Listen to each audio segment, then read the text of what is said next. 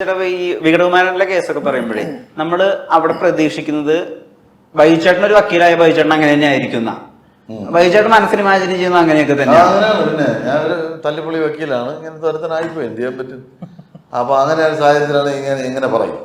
പിന്നെ നമ്മുടെ ഗെറ്റപ്പ് ഒക്കെ നോക്കണം, ആ ഡയലോഗിന് ചേരുമോ എന്നൊക്കെ നോക്കണം. ഇല്ലേ, അതൊക്കെ ഒത്തു വരുന്നതാണ്. ഇപ്പൊ ആളുകൾ ഒരു കഥ പറയാൻ വിളിക്കുന്ന സമയത്ത് ഇപ്പോഴും ഫുൾ സ്ക്രിപ്റ്റ് ഡിമാൻഡ് ചെയ്യുന്നത്. ഇപ്പൊ വ്യസന സമയത്തിന്റെ കാര്യം എടുക്കണമെങ്കിൽ ഫുൾ സ്ക്രിപ്റ്റ് ഡിമാൻഡ് ചെയ്യാൻ പറയാം, അല്ലെങ്കിൽ എന്റെ ക്യാരക്ടർ മാത്രം പറഞ്ഞാൽ മതി. എങ്ങനെയാണ്? ഞാൻ കഥ കേൾക്കും, എന്റെ റോളും കേൾക്കും, അത്രേ ഉള്ളൂ. പിന്നെ സ്ക്രിപ്റ്റ് വായിക്കുമെന്ന് ചോദിച്ചാൽ തന്നാ വായിക്കും. ഗുരുവായൂർ അമ്പലനാളിൽ ചെയ്തിട്ടുള്ള വിപിനും ഈ സിനിമ ചെയ്തിട്ടുള്ള വിപിനും തമ്മിൽ എന്തെങ്കിലും സാമ്യങ്ങളുണ്ടോ? ആ വിപിനല്ലല്ലോ ഈ പടം ഡയറക്ട് ചെയ്തത്, വേറെ വിപിനല്ലേ? അല്ല, അവര് രണ്ടുപേരും തമ്മിൽ രണ്ടാൾക്കാരാണ് കേട്ടോ. അവർ രണ്ട് ജോണറൽ ആൾക്കാരാണ്. നമ്മുടെ ഈ ഡയറക്ടർ വിപിൻ കുറച്ച് സീരിയസ് പടത്തിന്റെ ആളാണ്. മറ്റേ വിപിൻ എന്ന് പറയുന്നത്, വിൻദാസ് എന്ന് പറയുന്ന ആള് ഒരു ഹ്യൂമർ സിനിമയുടെ ഒരു പ്രേം ചേട്ടന്റെ മറ്റൊരു ഒരു തലമാണ് അയാള്.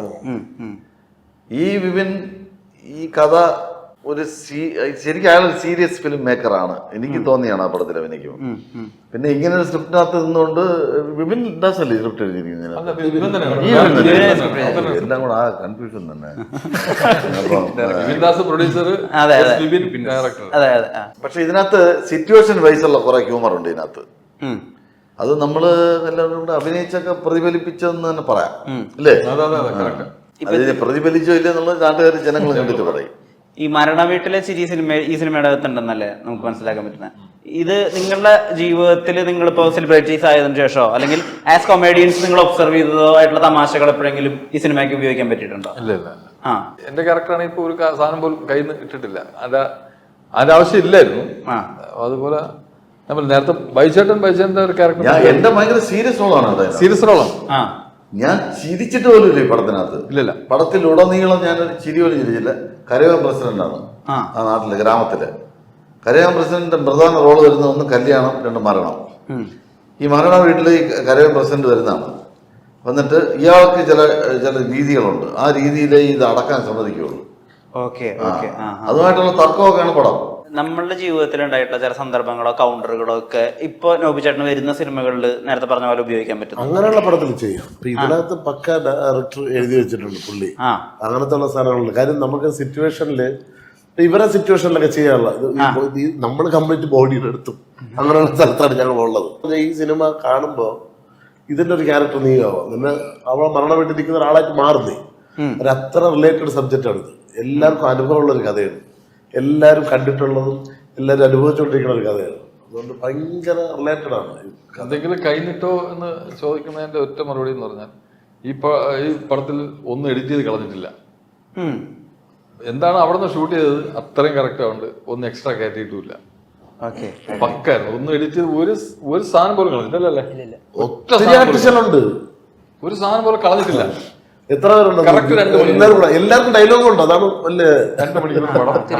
യഥാർത്ഥത്തില് ജീവിതത്തില് ഈ മരണ വീട്ടിൽ പോവുകയും അവിടെ ചെയ്യുന്ന ചില കാര്യങ്ങൾ കണ്ടിട്ട് ചിരി വരികയും ചിരി അടക്കി പിടിക്കാൻ കഷ്ടപ്പെടുകയും ചെയ്ത നോബി ഉണ്ടായിട്ടുണ്ടോ? ഇവിടെ ചില മരണ വീട്ടിൽ പോകുമ്പോൾ ചില കഥാപാത്രങ്ങൾ കണ്ടാൽ നമുക്ക് ചിരി വരുമെന്ന്. അവരുടെ ബോഡി ലാംഗ്വേജ്, നിൽപ്പും, മുകളിലോട്ട് നോക്കി ഇങ്ങനെ മുണ്ടൊക്കെ വെച്ചിട്ട് ഇങ്ങനെ എന്താണ് ആലോചിക്കുന്നതൊക്കെയാണ്. ഞാൻ ഇതെല്ലാം ഒബ്സർവ് ചെയ്യുന്ന ആളാണ്, ഇതെല്ലാം നോക്കും, ഇങ്ങനെ കംപ്ലീറ്റ് വാച്ച് ചെയ്യുന്ന ആൾക്കാരൊക്കെ ചില ആൾക്കാരൊക്കെ ഉണ്ട്. അല്ല, നമ്മളവിടെ വേറെ സംഭവം നടന്നു. അത് ഭയങ്കര, അത് ഈ മരണ വീടാകുമ്പോഴത്തേന് അങ്ങോട്ടും ഇങ്ങോട്ടും മാറിയിരുന്ന് സംസാരിക്കുന്നവരുണ്ടല്ലോ. അതുപോലെ തന്നെ കസേരയൊക്കെ എടുത്തിട്ട് അങ്ങോട്ടിട്ട് ഈ സ്ലാബ് പൊട്ടി കുഴിക്കകത്ത് വീണിട്ടുണ്ട്. ഭയങ്കര വിഷയമായിരുന്നു. കക്കൂസിന്റെ പണ്ടത്തെ സ്ലാബുകളൊക്കെ ബലക്കുറവായിരുന്നു. എന്റെ മേളിൽ കസേര ഇട്ടിരുന്നു, ഇങ്ങനെ കരിയിലൊക്കെ കിടക്കുന്നുണ്ടായിരുന്നു. പഴയ കുഴിയിൽ പിന്നെ 3 പേര്, ഒരാളല്ല 3 പേര്. ഇവിടെ പഴയ സ്ലാബ് ഈ കക്കൂസ് ഇടിച്ചു കഴിഞ്ഞ സ്ലാബൊക്കെ മറന്നു പോകും. ഈ മരണം വരുമ്പോഴാണ് അങ്ങോട്ടൊക്കെ ആളിരിക്കുന്നത്. അല്ലെങ്കിൽ വീട്ടുകാർന്നവർ അങ്ങോട്ട് പോകൂല, ഇത് പരിചയവും കാണൂല. വന്ന് പണ്ടത്തെ കസേര വലിച്ചിട്ട് 2 പേര് ഇരുമ്പ് കസേര, അതിലും ബലം ഉണ്ടെന്നാ. ഈ സ്ലാബ് ദ്രവിച്ചിരിക്കുന്ന സാധനമുണ്ട്. ഇപ്പോഴേ ഒരാളും കൂടെ കയറിയപ്പോ വെയിറ്റ് 3 പേര് ലിഫ്റ്റ് പോകും പോലെ 3 പേര് ഒരേപോലെ പോകും. ബോഡി വരെ തിരിച്ചു എന്താ പറയണ്ടായിരുന്നു? അല്ല, ക്രിസ്ത്യൻ കല്യാണത്ത് ഡെഡ് ബോഡി ഫ്രണ്ട് വെച്ചിട്ട് മൈക്കിൽ കൂടെ അനൗൺസ് ചെയ്യും ഫോട്ടോ എടുക്കാനുള്ളവരുടെ ലിസ്റ്റ്. അതെനിക്ക് ഭയങ്കരമായിട്ട് ചിരി വന്നിട്ടുണ്ട്. ഓരോ കുടുംബക്കാർ ഇന്ന കുടുംബക്കാർ ആ ഫോട്ടോ എടുക്കാനുള്ള എടുത്തവർ മാറും. അതായത് ആ ഡെഡ് ബോഡി ഫ്രണ്ട് നിർത്തി വെച്ച് ഫോട്ടോ എടുക്കണം. അങ്ങനെ ഒരു പരിപാടിയുണ്ട്. അത് ഭയങ്കര എനിക്ക് യോജിക്കാനും പറ്റില്ല. എനിക്ക് ചിരിയും വന്നിട്ടുണ്ട്. ആൾക്കാർ ഫോട്ടോ എടുക്കാൻ വേണ്ടി ഇങ്ങനെ ക്യൂ ആയിട്ട് നിൽക്കുന്നു. ബോഡിയുടെ അടുത്ത് ഫോട്ടോ അല്ല ക്രിസ്ത്യൻ എല്ലായിടത്തും നോക്കിയതില്ല. ക്രിസ്ത്യനകത്ത് ഫോട്ടോ എടുക്കുന്നത് അത് ചിലപ്പോൾ ആൽബത്തിനകത്തൊക്കെ വെക്കാനായിരിക്കാം. ഇന്നത്തെ ഒരു ആൽബം ഇത് ചെയ്യുന്നുണ്ട്. ഈ അച്ഛൻ വേഷങ്ങളിലേക്ക് മാറിയിട്ടെ ഈ ഒറിജിനൽ പ്രായത്തിനേക്കാൾ കൂടിയ പ്രായമുള്ള വേഷങ്ങൾ ചെയ്തിട്ടേ അത് ഒരു പ്രത്യേകതരത്തിലൊരു സമാധാനം അല്ലെങ്കിൽ പുതിയൊരു സന്തോഷം തരുന്നുണ്ടോ ആസ് ആൻ ആക്ടേഴ്സ്? ഇല്ല, ഇപ്പൊ ഇതിനകത്ത് എന്റെ അച്ഛനായിട്ട് ചോദിക്കുന്നു. ഞാൻ ക്ലീൻ ഷേവ്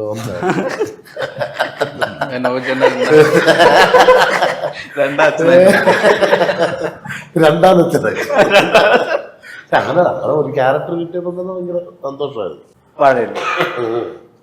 അച്ഛനാക്കി നമ്മളാണ്. ഈ പ്രായത്തിനേക്കാൾ മുതിർന്ന വേഷങ്ങൾ ചെയ്യുക അപ്പൊ കുറച്ചും കൂടി കൈ നിന്നിട്ട് ചെയ്യാനോ അല്ലെങ്കിൽ കുറച്ചും കൂടി എന്താ പറയാ അഭിനയത്തെ കുറച്ചൊരു സാധ്യതകൾ മനസ്സിലാക്കാനൊക്കെ സാധിക്കുന്നുണ്ടോ വാഴയ്ക്ക് ശേഷം? അല്ല, ഈ പ്രായം നമ്മളെ കൊണ്ട് പറ്റാത്ത കാര്യങ്ങൾ ചെയ്യുമ്പോൾ ഭയങ്കര പേടിയാണ്. ഞാൻ ഇതിലും പറഞ്ഞിട്ടുണ്ട്. അതായത് അത് തിയേറ്ററിൽ വരുമ്പോൾ എങ്ങനെയാണോ ഞാൻ പറഞ്ഞത്. ഇതിൽ അനശ്വരയുടെ അച്ഛനാണ്. അനശ്വരയുടെ അച്ഛനാകാനുള്ള പ്രാപ്തിയൊക്കെ എന്റെ മോളെ പ്രായമല്ലോ ചോദിക്കും. എന്റെ മോൾ എത്ര 4ാം ക്ലാസ്സിൽ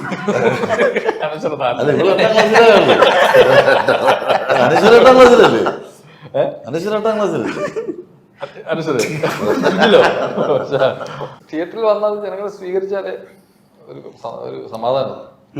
അങ്ങനെയൊന്നുമില്ല. അങ്ങനെയാണ് പടയോട്ട സിനിമയില് മമ്മൂക്കല്ലേ ലാലേട്ടന്റെ അച്ഛനായിട്ട് അഭിനയിച്ചത്. 1980. അങ്ങനെ നോക്കിയിട്ട് കാര്യമില്ല. ഈ അച്ഛൻ കഥാപാത്രങ്ങൾ കിട്ടിയപ്പോ ഒരു പേടി ഉണ്ടായിരുന്നു അതെങ്ങനെ ചെയ്തു? അച്ഛനായിട്ട് അഭിനയിക്കും ഒരു പേടിയില്ല. ഇങ്ങനെ പേടിയിരുന്നു. ഞാൻ പക്ഷെ കുറച്ച് ചെയ്തിട്ടുള്ളൂ അച്ഛനായിട്ട്. നമ്മൾ ശരിക്കും യങ്ങായിട്ടിരിക്കുക ആ ക്യാരക്ടറിന് നല്ല പ്രായമുണ്ട്. അങ്ങനെയുള്ള റോള് കിട്ടുമ്പോഴല്ലേ ചലഞ്ച് ആവുന്നത്. നമ്മുടെ പ്രായത്തിലുള്ള റോൾ അഭിനയിക്കാൻ ഒരുപാട് എല്ലാവർക്കും പറ്റും. നമ്മളെക്കാൾ കൂടിയ പ്രായത്തിലുള്ള റോൾ അഭിനയിക്കുക. അതെ, അല്ലെങ്കിൽ അതൊക്കെയാണ് ചലഞ്ച്. അതെ. ഈ വാഴയിൽ അഭിനയിക്കുന്ന സമയത്ത് നിങ്ങൾ രണ്ടുപേരും 2 കാലഘട്ടങ്ങളൊക്കെ അഭിനയിച്ച് പഠിപ്പിച്ചിട്ടുണ്ടല്ലോ. അതായത് ഒരാളുടെ 18 മുതൽ 18 മുതൽ അങ്ങോട്ട് ഒരു 30 വരെയുള്ള പ്രായം. ഇത് ഇത്രയും ചെയ്യുമ്പോൾ ശരീരത്തിൽ മാറ്റങ്ങൾ വരുത്തുക, അതുപോലെ എന്താ പറയുക നമ്മുടെ മാനസികങ്ങളിൽ മാറ്റം വരുത്തുക, ഇത് ഒരു പുതിയ പ്രൊസീജിയറായിട്ട് നമ്മളൊരു വാല്യൂ അഡീഷൻ ആയിട്ട് തോന്നിയത് ശരീരത്തിലേക്ക് എന്ത് മാറ്റം കുറച്ച് ഇല്ലേ മാറ്റങ്ങളൊക്കെ വരുത്തിയിട്ടുണ്ട്. മാറ്റം വരുത്തിയിട്ടുണ്ട്. നല്ല മാറ്റം പറ്റും. താടി എടുക്കൂ.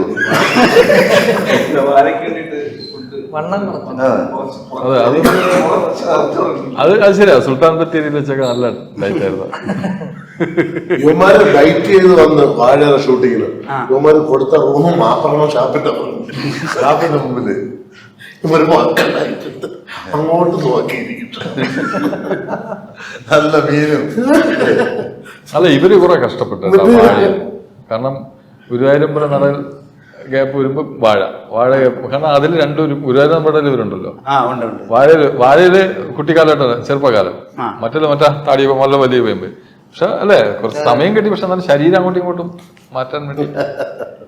ഈ ബൈചേട്ടൻ എപ്പോഴും ഈ തഗ് മറുപടികൾ പറയുന്നതുകൊണ്ട് അദ്ദേഹത്തിനോട് സംസാരിക്കാൻ ഒരു ചെറിയ പേടിയുണ്ടോ? ഇല്ല. അത് കേൾക്കാൻ വേണ്ടി നമ്മൾ പറയും. തഗ് എന്തായാലും ഉണ്ട്. പക്ഷെ എന്നാലും നമ്മളടുത്തും സന്തോഷമായിട്ടൊക്കെ ഇറങ്ങിയ കാര്യം പറയും. പക്ഷെ എപ്പോഴും ഏത് മൂടാണെന്ന് നമുക്കൊന്നും അറിയത്തില്ല. അതുകൊണ്ട് എപ്പോഴും ഒരു എങ്ങനെയാണെന്നൊക്കെ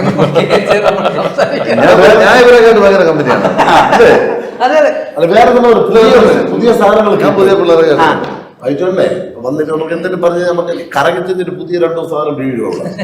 അതെന്തെന്നറിയോ, ബൈചേട്ടൻ ഈ പടത്തില് എന്തോ 2 വാക്ക് പറഞ്ഞു. അപ്പൊ എനിക്ക് മനസ്സിലായില്ല, അവിടെ നിന്ന് ആർക്കും മനസ്സിലായില്ല. അപ്പൊ ഞാൻ ബൈചേട്ടാ ഇതൊക്കെ ഇപ്പോഴത്തെ പയ്യന്മാരുടെ സാധനം. അത് ഇപ്പോഴത്തെ പയ്യന്മാരുടെ സാധനം. അപ്പൊ ശരിയാ. അപ്പൊ അവിടെ കൊച്ചു പയ്യന്മാർ നിന്ന് അവർക്കറിയാം ഏപ്രാച്ചി ഇപ്പോഴത്തെ വാക്കാണ്. ഇപ്പൊ ആളുകൾ സോഷ്യൽ മീഡിയയിലൊക്കെ ഉപയോഗിക്കുന്ന ആളുകളാണ് അതൊക്കെ.